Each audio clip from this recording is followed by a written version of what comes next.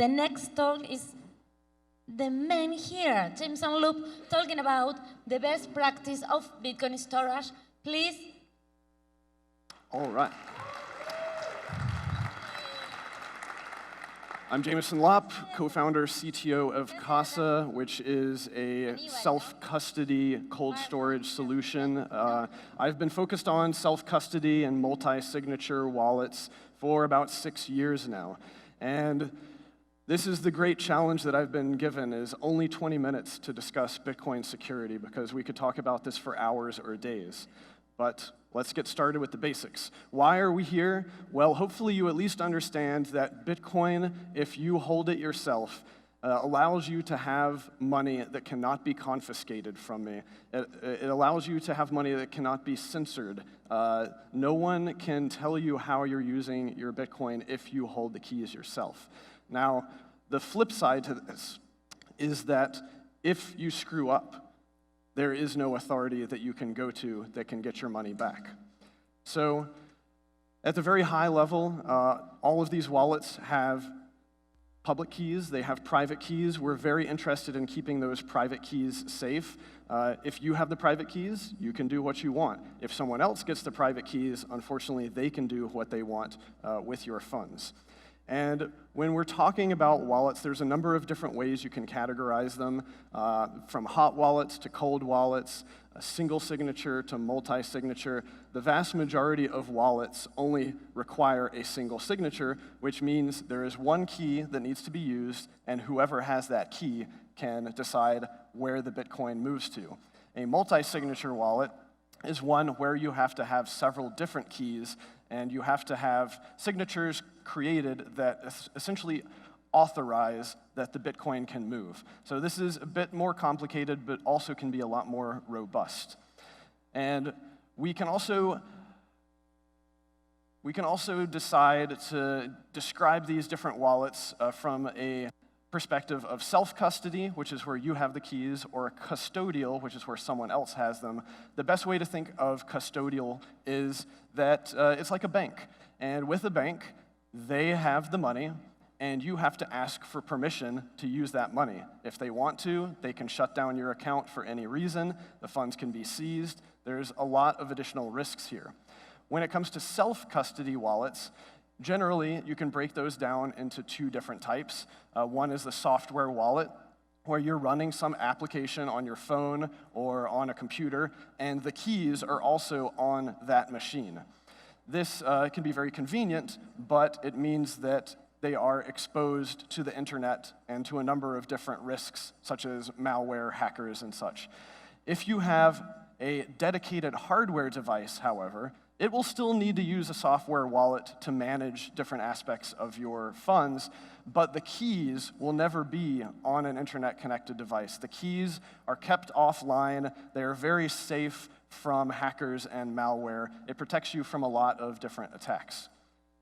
So we can look at history, and if we look at what has happened in the Bitcoin space over the past decade, we can make some good estimates. We can't know for sure, but from looking at the blockchain, there's a pretty good reason to believe that nearly 20% of all Bitcoins have been lost because they have not been moved in many years. We can also look at the headlines from a lot of the large exchange hacks and other major losses at big companies over the years, that over 2 million Bitcoin have been stolen. Number is actually probably higher than that because we don't hear about all of the individuals who have money stolen from them. And I could spend hours just talking about some of these threats. Many Bitcoin have been lost due to any number of things on this list, which are trying to get to those private keys, which is very important information. But since we don't have time to go into every specific attack, we can talk about just the higher level categories of what most of these attacks fall into, and therefore some of the high level security steps that you can take to protect yourself from it. Of course, not your keys, not your coins. This is the reason to have self-custody. This is just a few large hacks of exchanges, I think in 2017 or 2018. The list, of course, is much longer, can't even fit it all on the page. Why is this an issue that we have to keep talking about over and over again? It's because Bitcoin is different from any other system. Generally, people are used to having a service provider with a support service that they can call up. If something goes wrong, you call up your bank, your credit card, whatever institution that you're working with, and they help fix your problem. But that doesn't really exist in Bitcoin, especially if you're holding your own keys. And people are not used to thinking about preventative measures, about essentially buying insurance up front. So the fact that this is a digital bearer asset, where if someone can steal it from you, there's no way to get it back, it changes the incentives for attackers. And even if you may not have what you consider to be a lot of money in Bitcoin, it is still probably a very attractive target to somebody else out there in the world who wants to get into your setup and steal your money. Also, just from a very high level, if we fail at a general perspective to be able to self-custody and be able to be our own bank and be confident about it without being a highly technical, deep Bitcoin person, I don't see how this space is going to be mainstream. We may end up falling back to a worse security model where we're once again trusting third parties. And I believe that it's our mission to make that not required. It is one of the fundamental reasons for this space existing. If we look at some of the high-level categories of loss and attacks, a very simple one to think about, of course, is physical theft.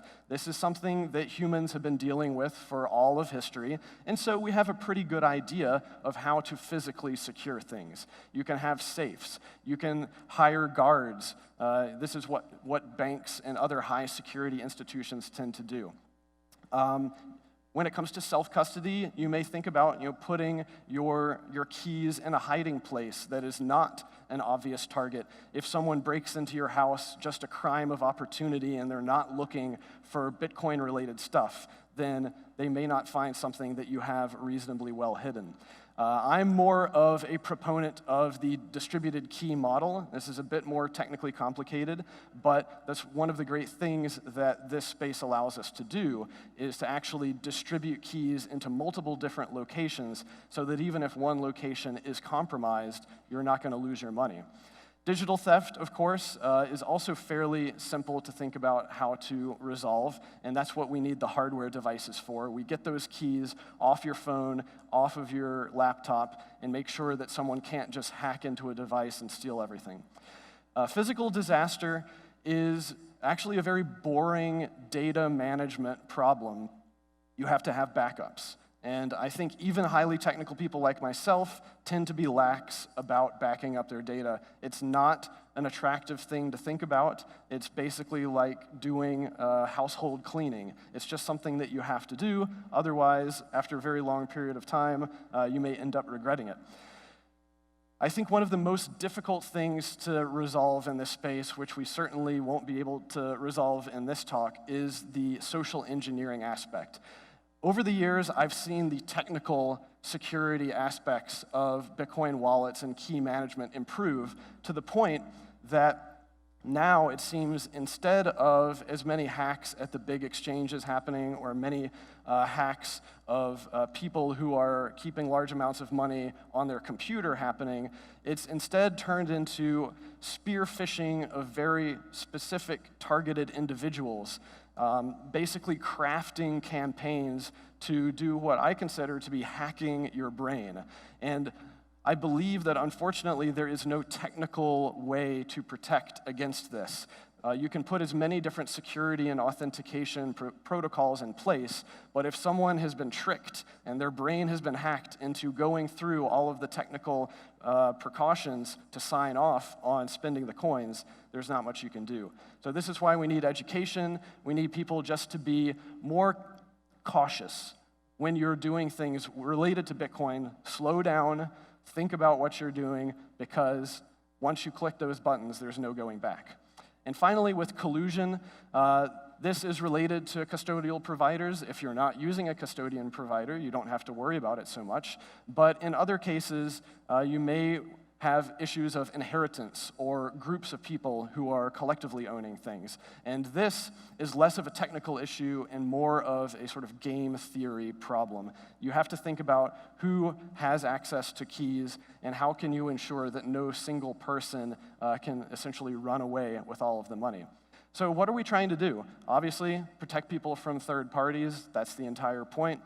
I think a lot of people tend to believe that protecting from attackers should be the next one, but just based on the statistics, based upon my own knowledge, what I've seen happen over the years, I do believe that if you are self-custodying, you are more likely to screw up and lose access to your own money than you are to have someone attack you and steal that money from you. This is a natural consequence, I believe, of pushing the security further away from these centralized exchanges and distributing it out amongst the individual users on the network. So what happens when you go and you create a Bitcoin wallet, even if it's a hardware wallet, software wallet, whatever? The first thing it says is, write down this seed phrase and put it somewhere safe. Unfortunately, there's an entire iceberg of security knowledge under that phrase, put it somewhere safe. So you have to think of this key phrase, it's like dynamite, it's like toxic waste. It is incredibly important, it's incredibly dangerous. You don't want to be handling seed material at all. You want to minimize how much you're touching your seed phrases. And here's an example, is that there are many malicious websites out there that will pretend to be a wallet. And what this one here is doing, and even from a technical standpoint, it's hard to tell that it's fake. It looks like a Trezor web interface, but what will happen is they will try to scare you. They will try to trick you and hack your brain into thinking that something is wrong and you need to type in your seed phrase. And you should never, ever type in your seed phrase, especially if you're nervous about something. If you do that on a website like this, all of your money will be gone in a matter of seconds. How do we protect these seed phrases and back them up? You may have heard of something called paper wallets. This was fairly common, I would say, in the 2014 era. As of today, paper wallets are not recommended. There are many problems that can happen with them. They can be stolen. They, of course, can burn or water can damage them. But there are also other technical issues where a lot of people have lost money because the actual process of spending money from a single key paper wallet can result in you losing it. I won't go into the technical details, but unless you really know what you're doing, this is not something that I recommend anyone using. Metal backups for your seed phrases are better, but you still have to be careful. In many cases, people are still putting their seed phrases on there unencrypted, so if someone finds it, they can still take the money. You may believe that it is going to survive a house fire or a flood or a collapse of a building, but you should not assume that. And that's why I recommend that you go to my website here, which is a project dedicated to stress testing every one of these devices on the market, because about half of them do not hold up as well as I believe that they should. What are the best practices? I believe that if you have more than a small amount of money, you should be using a hardware device. Probably more than a few $100s, it starts to make sense to pay $50 to $100 to get one of these dedicated devices. And if you are at that level, then you should also be worrying about how do I back up the seed phrase for that device. And of all of the devices, the metal backups that I've tested, what it really comes down to is keeping it simple. And the simplest things that you're going to find is a single steel plate that you use a center punch to essentially put the dots of the letters for the words into. It's very, very difficult to destroy one of these devices. If you're going to the extreme, if you have a life-changing amount of wealth that it would be terrible for you to lose access to or to have someone take, this is when you want to start looking into a more complex setup. This is where the multi-signature distributed key setup is what I believe allows Bitcoiners to get better than bank-level security. Because even at a bank, even if, say, you take your seed phrase from your individual Trezor, Ledger, whatever, and you put it in a safety deposit box at a bank, which is highly physically secure. That is still a single location that could be compromised. It could be compromised by environmental disaster. It could be compromised by a government agent coming in. It could be compromised by an employee at the bank going rogue. You never know. And really what I have focused the past 6 years on is trying to figure out how do we eliminate single points of failure from systems like this.